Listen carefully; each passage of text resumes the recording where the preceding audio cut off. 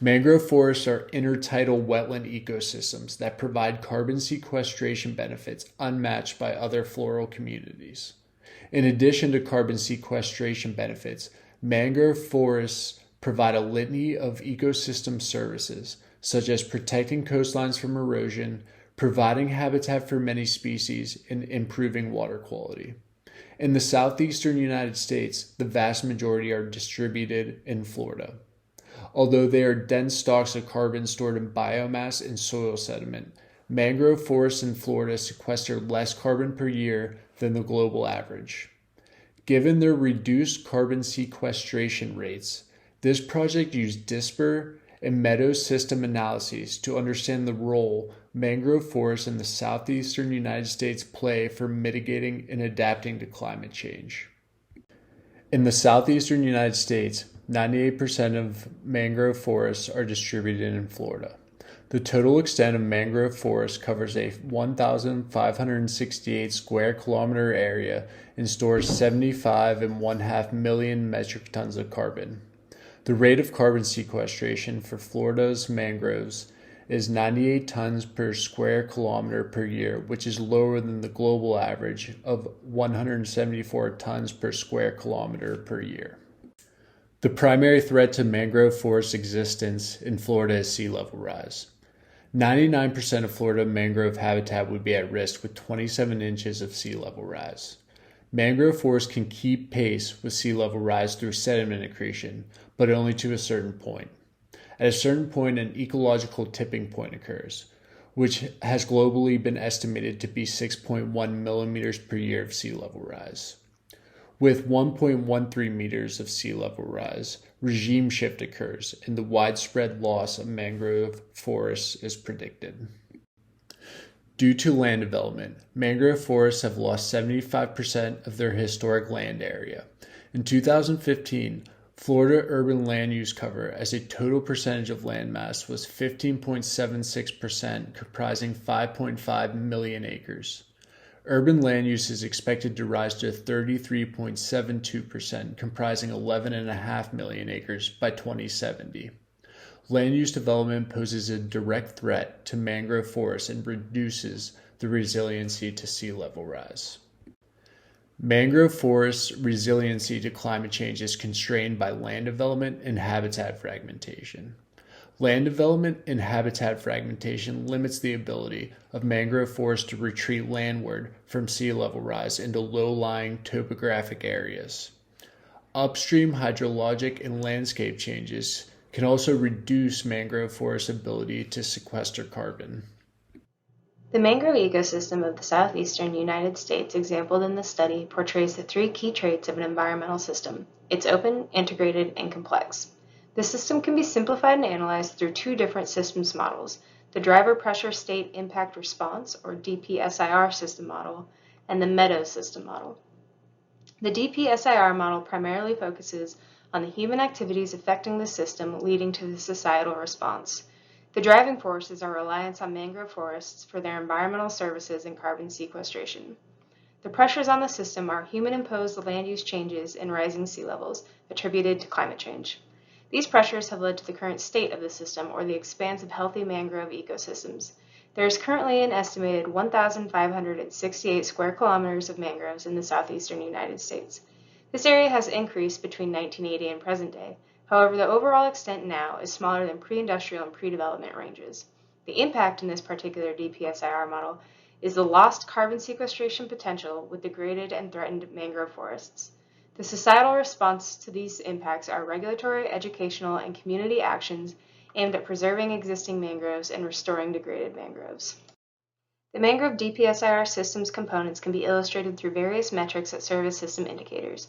The indicators that describe the human reliance on the southeastern U.S. mangrove forests are the metric tons of carbon dioxide stored and the total amount portrayed as a percentage of the global total. Pressure indicators are current urban land use and projected urban land use measured in acres. State indicators are metrics that describe the current state of the mangroves in the southeastern U.S. This is the total area of mangroves and the percentage change observed between current and historic mangrove extent. Impact indicators are the percentage of vulnerable mangroves to environmental degradation from land use change and sea level rise, as well as projected sea level rise. Finally, response indicators are the measurable societal actions being taken to address the system issues.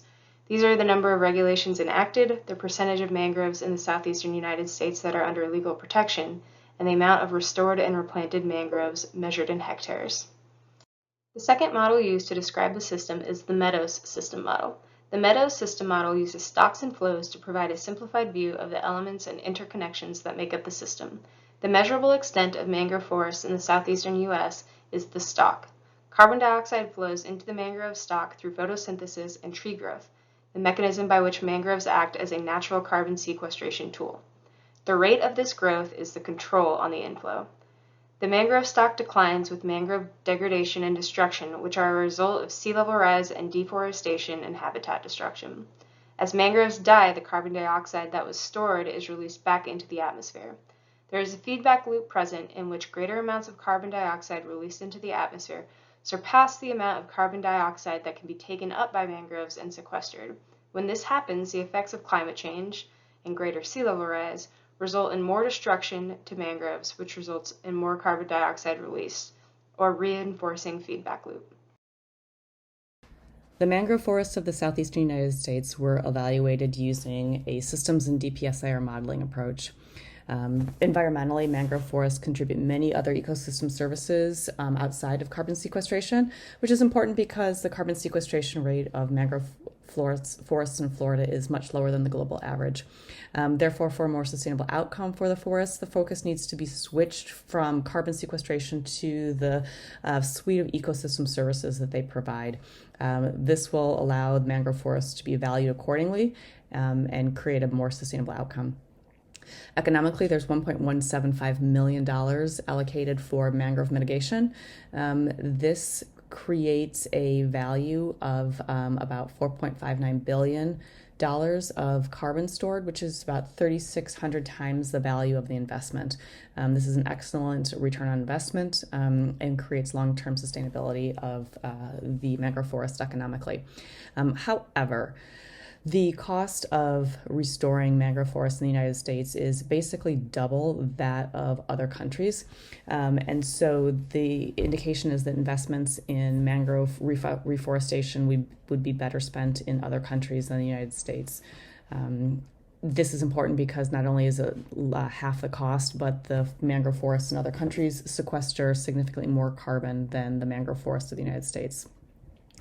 Socially, mangrove forests are important for the ability to mitigate coastal flood hazards and storm swells, particularly in poor coastal communities in Southeast Asia and the Caribbean. They protect approximately 13.5 million people, and that number is only expected to expand. Recommendations using a systems analysis for under leverage point 5 of Meadows leverage points, rules, incentives, punishments, and constraints. We recommend creating additional legislation to protect mangrove forests. Already there's extensive legislation that protects approximately 80% of mangrove forests in the southeastern United States, but certainly there's more work that could be done. Secondarily, an increase in blue carbon valuation would incentivize mangrove conservation. Under leverage point 6, information flows, ensuring that residents and visitors are educated on mangrove ecosystem services, both in Florida and in Southeast Asia, would assist in preserving mangrove forests and help value them appropriately. Also, increasing monitoring efforts and data collection would allow mangrove forests to be better protected because they would have better decision making. Leverage point 7, reinforcing feedback loops, providing sedimentation flow, which will allow biomass accumulation, will allow greater resilience of mangrove forests, and that will allow reinforcing feedback groups to drive the system behavior in a more sustainable direction. And finally, buffers, leverage point 11. Reforestation will create a greater stock of mangrove forests, which will stabilize the system and make it more sustainable as a whole. From a corporate perspective, corporations need to be cognizant of the impact to offset or minimize activities that will affect mangrove. Development should include environmental assessments, on impacts of mangrove forests, and public campaigns should be conducted to ensure that the public is aware of the benefits and effects of mangrove forests. So in conclusion, mangrove forests of the southeastern United States are small, just 2% of the global mangrove forests, inefficient because they sequester less carbon than their Asian counterparts, and really not critical in mitigating climate change. They actually do provide valuable ecosystem services, though, so protection and restoration should continue. The scale of carbon sequestration is small, and so additional potential carbon sequestration is limited. U.S. mangrove forests are expanding, though, due to the 80% protection, but they do face potential threat from sea level rise and urban development. Model predictions forecast a sea level rise threat. However, that impact is unknown. Worst case is a complete loss of all mangroves, but the impacts really aren't projected or modeled well yet. So restoration, protection, and monitoring should continue. However, there should be an increased focus on mangrove forests in other parts of the world, such as in Southeast Asia, where the mangroves are actually more threatened and provide greater ecosystem services and carbon sequestration than the mangroves of Southeast United States.